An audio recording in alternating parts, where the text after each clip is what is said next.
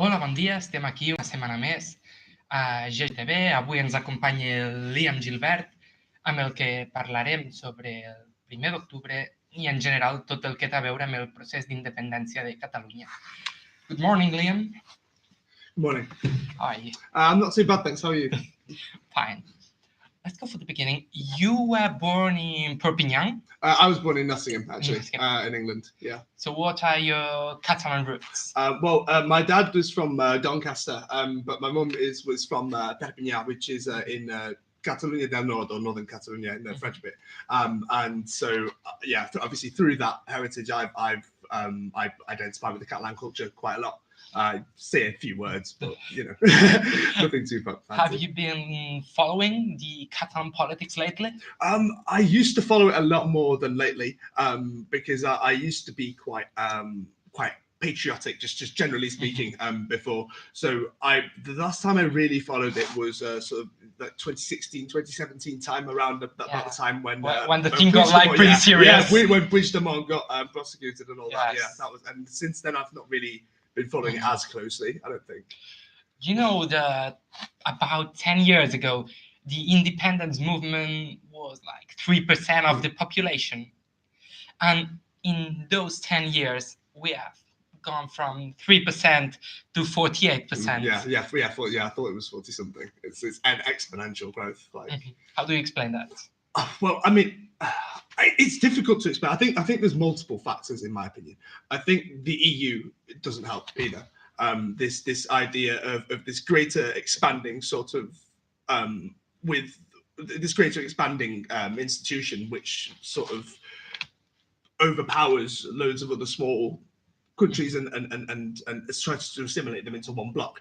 And I think there's certainly that sort of exacerbated the sense that was already being done by the Spanish to the autonomous communities of Spain initially. For your words, I'm kind of thinking that you consider the EU to be, let's say, a useless institution. I consider it to be quite a toxic institution, actually. I think it's erosive to economies. I think it's erosive to cultures. I think it's erosive to just everything, to freedom, to liberty, and to law. I think above all else. What's its purpose? Well, its purpose was, I mean, it depends how you look at it, really. Many people would say its original purpose was to obviously unify Europe and to bring an end to what preceded, which was hundreds and hundreds of years of conflict between pretty much every nation in Europe. Didn't really transpire that way. It's become a point where it's no longer a political union. It's an economic integration, a non-consensual one as well. And I mean, there's talk of a European army as well replacing NATO, which I believe will happen personally. Let's get to another thing. In Catalonia, there have been 2 referendums. The first one was held in 2014, 9 November. Yes. Yeah, I remember that one. I think the result of that one, it wasn't binding, but the result was quite unanimous for independent. Yeah. If I remember well, that was 80-20. Yeah, it was 80, something like that. Something ridiculous like that. Yeah. And but no one did anything. From the Spanish government. So they let those people vote.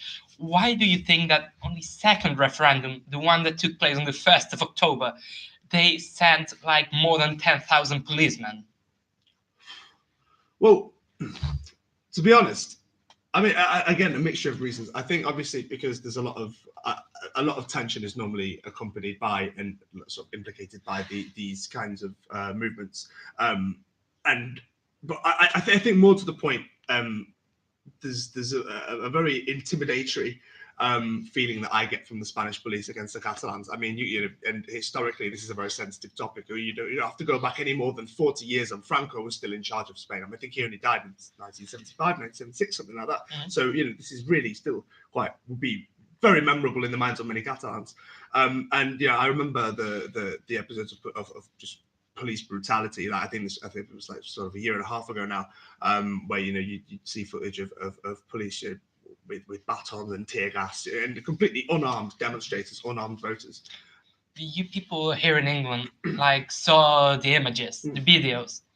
I mean, were they broadcasted by the BBC or any other channel? Briefly, yes, but to get more information, I needed to look for it myself. It wasn't. It was only broadcast sort of on mainstream media on the day it happened, really, and in the hours it was happening. But it was a very short-lived story, because as everything is in mainstream media. Why do you think that the results of the 1st of October, which were clearly in favor of the independence, were not applied? Well, I know Spain has quite a rigid constitutional system, from what I'm aware of, and the technicality was that I think consent is required by the Spanish government for any referendum to be binding in the whole of Spain. So that was obviously the loophole, but also I think sort of a more broad point. Spain realizes it needs Catalonia as much as people may say Catalonia may need Spain. The fact is, it's reciprocal. And considering Catalonia is a small region with about 7 or 8 million people, and Spain has got, well, minus Catalonia, about 30, 35. It's quite a striking comparison. And I think, what is it? Is it 60% of Spain's trade with the EU is done through Catalonia? If that's right, isn't it? Something like that. Yeah, something like that. So with the EU just plummeting and taking European economies, particularly in the Mediterranean ones, down with it, it's not surprising, really, that Spain is desperate to hold on to what I think is its biggest asset, to be honest, as a region. There are some voices in Spain that say that in order for the population of Catalonia to become independent, indeed, there should be a referendum in which the whole of Spain should vote. Which, making the comparison with what happens, between England and Scotland, it kind of sounds ridiculous, could we say? Oh, I would completely agree. I think ridiculous is exactly the word. I don't see I don't see how.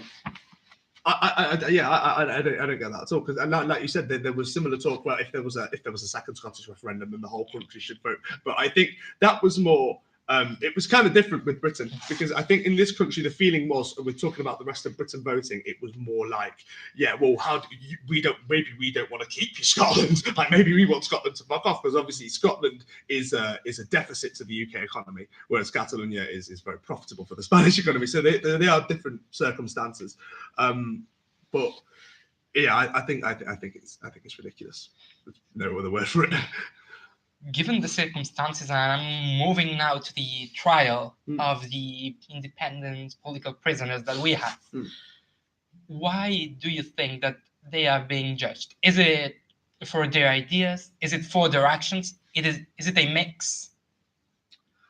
I would be more inclined to say it's a mix. I think they were being judged preemptively for their ideas anyway, but I think the action that taken upon their ideas has sort of facilitated what action? Well, just he said exactly, really. I suppose just the voice of ideas. Something as fundamental as that.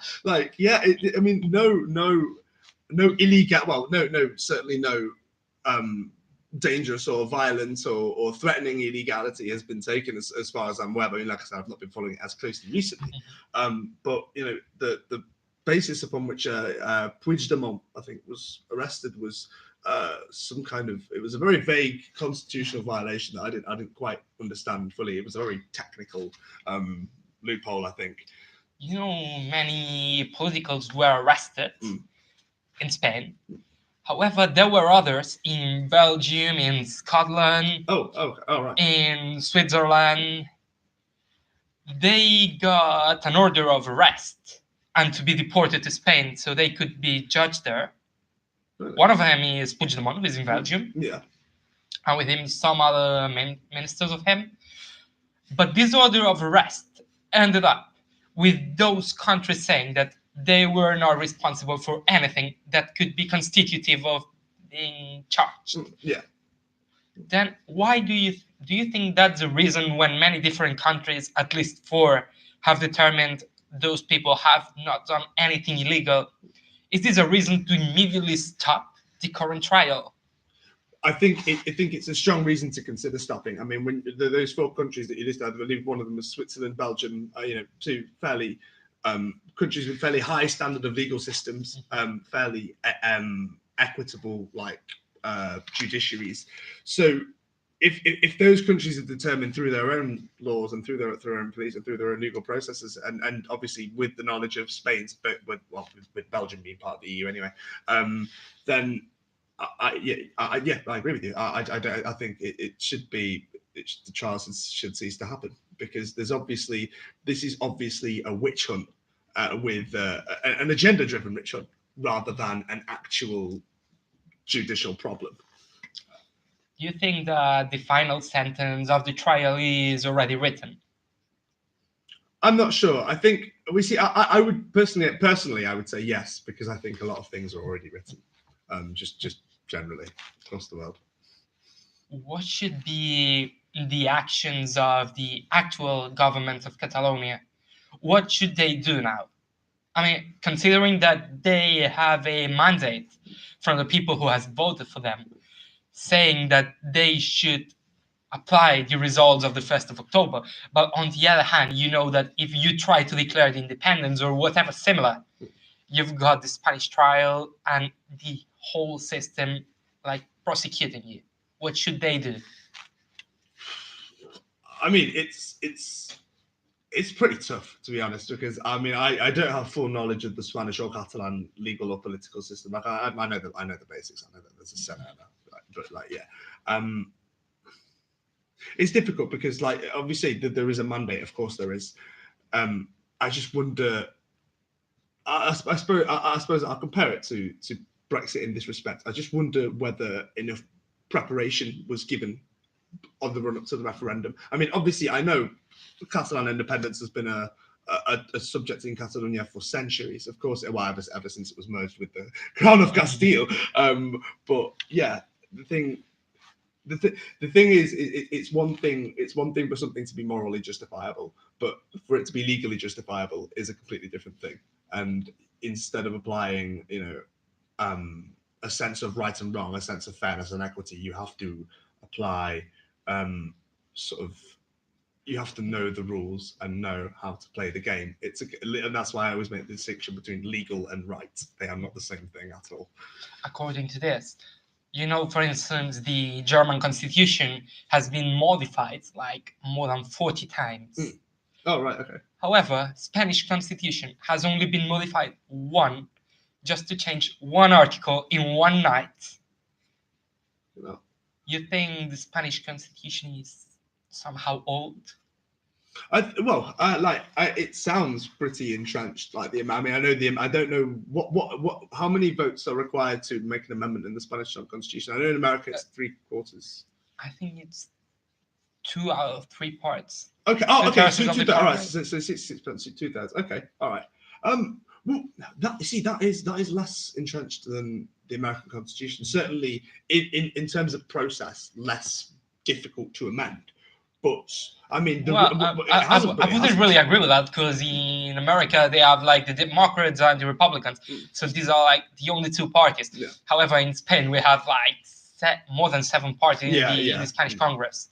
Oh, I see. So obviously having to get on board a load of people. Right, okay, yeah, I see. Like I knew it was more than America's parties, but I didn't know how dominated it was by 2 parties. Like, because I know in France we have a lot of parties, but it's mainly 2 at the moment. Well, it's 1 Macron party. Now that you mentioned France, this is something I also want to put here in topic. What do you think of the actions of the Gilets Jaunes? Well, I think the media reported reason why they demonstrated, which was because of an increase in tax on fuel, which would obviously be bared by the consumer and therefore just the general public. I thought it was scandalous. I thought it was despicable, and I thought the state of the French economy, the over-reliance on subsidies, the over-reliance on government employees, and the over-reliance on tax revenue, I thought it was absolutely scandalous to make the poorest people of France even poorer by charging them and making them susceptible to this tax. And France has a reputation of not really protesting in a conventional way, and I think it helps. I do think it helps, but at the same time, I think it's very destructive, and I think it shows in France's police system, especially when you look. I mean, when I go to even a small town like Perpignan, well, which as far as I'm concerned, has not had any terrorism. You see armed police with big ass machine guns just patrolling the streets like it's nothing, and that is partly because of how volatile the French public is. I say that because there's like an ideological thought in Catalonia that says that protests have to be in a really pacific way, like not causing any disturbs or anything. Yeah, no which violence. is it's really a contrast with what happens in France with the Gilets jaunes. There is also some people who say that being aggressive and burning things or confronting police officers gives Spanish people literally the image that they want, the one that they are looking for. Do you think that the Gilets jaunes are concerned about this? I wouldn't say they're concerned, but whether they should be, I think, is another question. I would never advocate the destruction of private property. If you're angry with the government, you should be attacking government buildings. You should be burning police cars. You should be doing whatever. You shouldn't be burning shops and burning like little boutiques and trashing people's cars, which is essentially what goes on in France a lot of the time. You won't see. You will see people out there at the Champs-Elysees, and you will see people try to trash that.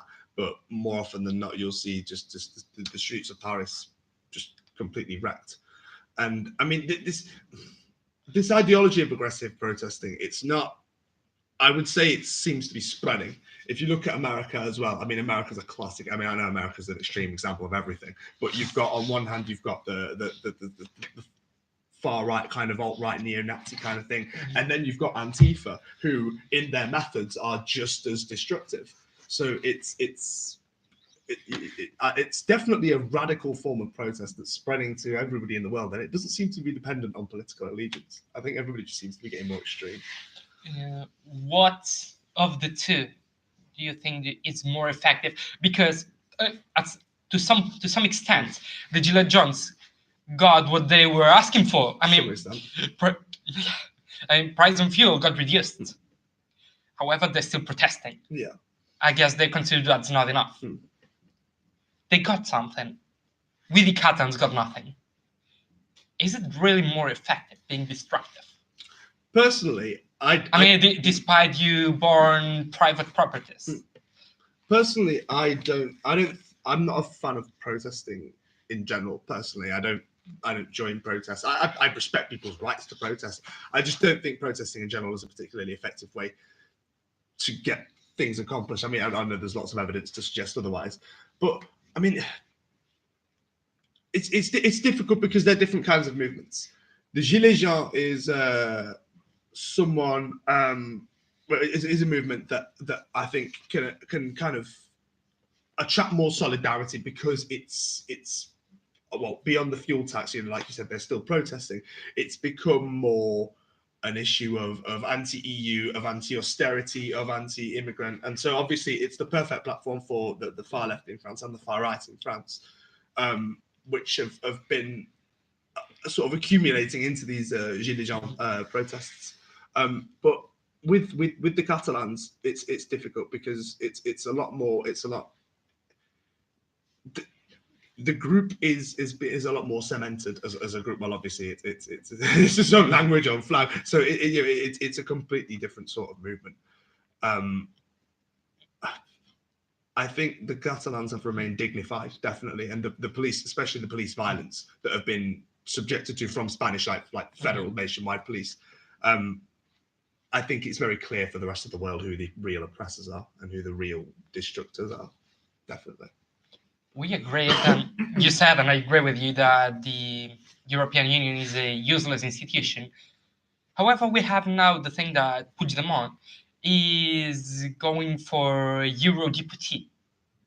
Oh, really? Yes. There is something weird, but somehow that could mean that he got immunity, which would mean he could go back to Catalonia and not being arrested. Right. Okay. All right. I see. Yeah. Do you think he will get arrested anyway, just because of revenge? I mean, it's difficult to tell with the Spanish government, really, whether they'll actually follow their own rules.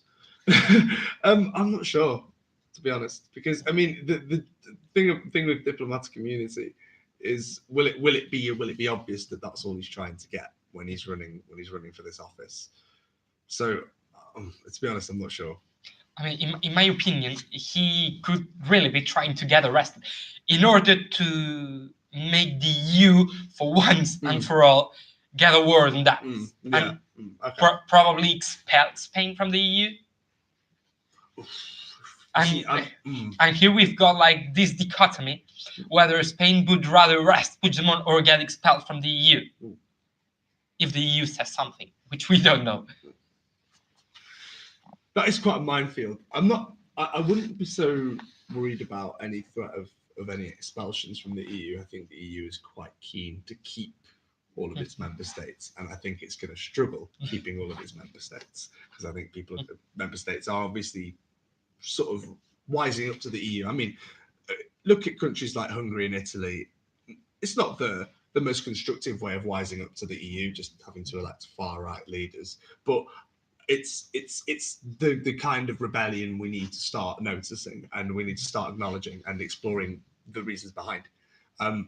But as far as Puigdemont is concerned, I'm not sure.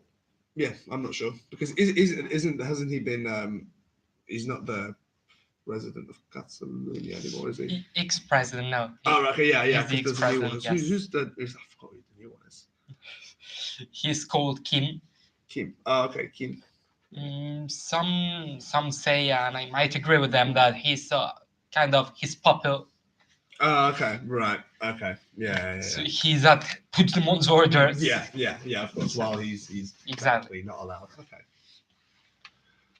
But I mean, I like I said, I haven't really been keeping up with the actual details of it. But I think the one thing that Catalan independence would worry me about is the fact that I can't see any other viable way it would be able to sustain itself unless it was part of the EU upon succession.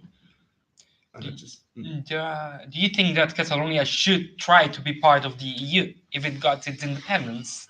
I mean, every I know it's a tough one. No, every five of me wants to say no, but there's several problems. The currency.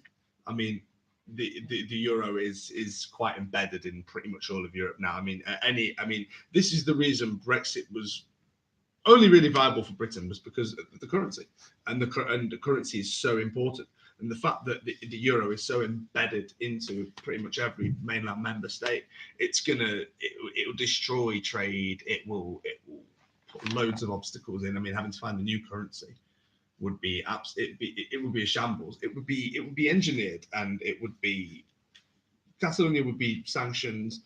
Every circumstance would lead to Catalonia being forced to rejoin Spain unless it wants its people to starve. Like it would be catastrophic. They'd be ruined. I'm not sure whether a sovereign state is the answer. What? I'm not sure whether an independent sovereign state is the answer, because people will still be bound by foreign influences. People will still be bound by foreign laws, and people will there won't be any. In fact, if anything, it will be just as democratic, if not less, because will essentially be replacing Spain with the EU, and obviously as a sovereign state, the EU will have more of a hand in Catalonia, whereas at the moment it just has a hand in Catalonia through Spain. What about those countries in Europe that are not part of the EU? Well, that's the thing; they never were. No country has really left the EU yet. Switzerland was never part of it. Norway was never part of it. And these countries have a lot of natural resources, especially Norway. Their oil supplies are out of this world. And Switzerland, I mean, they have they're still part of Schengen, and they have quite a few separate trade deals with the EU. But obviously, again, they have a lot of natural resources. They have a lot of gold. So I think it's a different circumstance for Catalonia, especially considering the amount it's been hit with austerity by Spain. I mean, I think it's something like Catalonia receives, is it 30 or 40% of what it makes in GDP for the Spanish government back in federal spending. I think it's something like that. It's very disproportionate. Yes, Very exactly. disproportionate. The Catalans make a lot more than they receive. So there's that deficit as well. But I mean, I suppose you could see that as wasted economic potential. So you never know. We coming to the end of the interview. Do you think that Catalonia will someday in life become an independent state out of Spain, and probably if God wants also out of the EU? I think the EU will collapse eventually, no doubt. Mhm. And I think if there's ever going to be a time where Catalonia can be a sovereign state, it is when the EU collapses. I think that is the only way. Liam Gilbert, thank you for being here today. Thank you very much.